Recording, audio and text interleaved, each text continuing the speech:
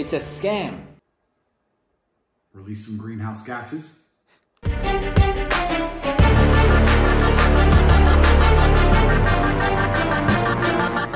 Tapi biasalah, netizen kita mau-mau aja ditipu oleh si Andrew Tate bersaudara ini. Padahal saudaranya sendiri, yaitu Tristan Tate, mengakui bahwa segala sesuatu yang mereka lakukan itu adalah big scam, alias penipuan It's a besar. scam. Namanya kalau sudah ngefans ya, apalagi ada bau-bau agama di dalamnya, ini akan repot. Nah, seperti itulah yang terjadi dengan fans fanatik dari Andrew Tate. Andrew Tate di satu sisi memang cerdas. Dia bisa membuat pencitraan yang sangat-sangat luar biasa di media sosial. Nggak heran followernya banyak, ditambah dengan dia menjadi mualaf. Maka makin berbondong-bondonglah follower dari Indonesia yang memfollow dirinya.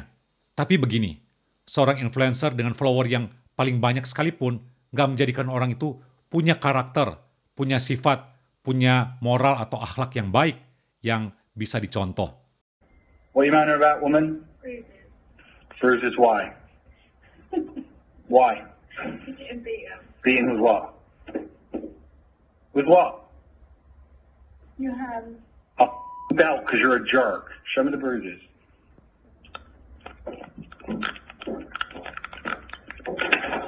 That's right, lock the door, you knew I was going to beat the out of you.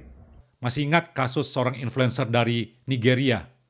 Dia pernah tinggal di Malaysia, followernya banyak, dan dia seperti biasa flexing, pamer harta kekayaannya yang benar-benar, wah, glowing, menyilaukan mata.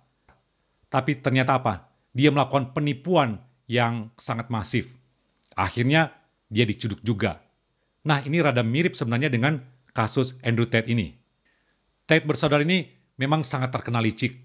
Mereka memakai quote-unquote disclaimer atau alasan untuk membenarkan aksi penipuan mereka di internet. Mereka mengklaim bahwa apa yang mereka lakukan itu, apa yang mereka pertunjukkan itu hanyalah entertainment, alias hanyalah pertunjukan atau hiburan belaka. Ini dia bukti-bukti mereka memakai disclaimer sebagai alasan untuk menghindari konsekuensi hukum dari segala aksi mereka di internet. Sangat disayangkan, para fans atau follower dari Andrew Tate ini, mereka, ya maaf, tidak kritis dan asal percaya dengan penampilan yang mengesankan dari si Tate di media sosial. Sudah banyak bukti yang berbicara dan menunjukkan bahwa Tate bersaudara ini adalah pelaku kejahatan, pelaku kriminalitas. Tate bersaudara ini adalah pelaku pelecehan, mengeksploitasi wanita dengan menjadikannya sebagai tontonan pornografi atau menjadi konten pornografi. Itu jelas sudah pelecehan yang luar biasa. Sebenarnya Tate bersaudara itu tinggalnya di Inggris, tapi mereka nggak bisa eksis di Inggris kalau mereka tetap menjalankan aksi kejahatan mereka di sana. Mereka memilih kabur. Kalau mereka nggak bersalah, ya ngapain kabur? Jadi ya ada sesuatu dong, ada something. Nah, begitulah. Nah, kenapa mereka pilih kabur? Karena Tate sendiri takut dengan 11 dakwaan yang berlapis yang dikenakan kepada mereka di Inggris. Jadi jalan keluarnya, mereka memilih kabur dari Inggris ke Rumania. Kenapa mereka memilih Rumania? Mereka menganggap bahwa mereka bisa bebas leluasa beraksi di negeri itu. Wah, benar-benar mereka sombong kan? Tapi kesombongan Tate bersaudara ini akhirnya hancur seketika, langsung pupus. Karena ketika mereka mengklaim Rumania itu mereka bisa melakukan aksinya dengan bebas, akhirnya di Rumania juga mereka diciduk, mereka ditangkap oleh pihak kepolisian dari Rumania. Adalah Exodus Cry, lembaga yang giat melawan perdagangan wanita serta melawan pornografi yang pertama-tama mengekspos segala kejahatan dari Andrew Tate bersaudara ini. Media ini mengekspos kejahatan dari Andrew Tate itu pada bulan Juli 2022 lalu. By the way, saat ini muncul banyak pembela Andrew Tate. Saya jadi ingin bertanya kepada ahli agama Islam, apakah ketika seseorang itu menjadi mualaf, maka segala jejak kejahatannya itu otomatis terhapus? Nah, ini yang terjadi dengan kasus si Andrew Tate ini. Dia sudah didakwa dengan sederet kejahatan. Tapi kok netizen masih mengklaim dia itu dianggap seperti orang yang suci, orang yang holy, orang yang paling benar. Dan itu artinya bisa masuk surga dong. Kalau di Kristen begini, kalau seseorang itu katakanlah dia seorang pelaku kriminalitas, dia seorang penjahat, lalu dia bertobat, dan dia masuk Kristen, dia akan tetap menjalani konsekuensi dari perbuatannya.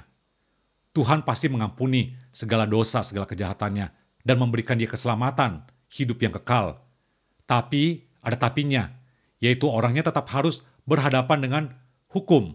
Dia harus menerima konsekuensi hukum, dia harus menerima konsekuensi hukum akibat perbuatannya di masa lalu.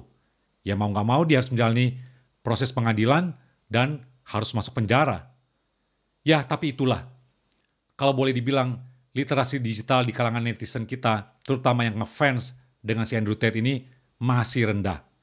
Hanya karena alasan dia jadi mualaf, pindah agama, lalu langsung mendukung dengan fanatiknya. Tapi setahu saya ada juga Muslim yang masih memakai akal sehat dengan mengkritik si Tate ini. Kritikannya juga benar-benar valid dan masuk di akal. Tapi ya, kritikan dan kecaman ke Andrew Tate dari pihak Muslim itu langsung tenggelam alias kalah banyak dibanding dengan para pendukung fanatiknya, para fansnya yang mendukung dengan membabi buta. Ya, begitulah kalau literasi yang masih cetek. Itu repot sih. Kapan majunya? Oke, demikian sharing dalam video ini. Please share dan subscribe ya. Thanks for watching. Bye.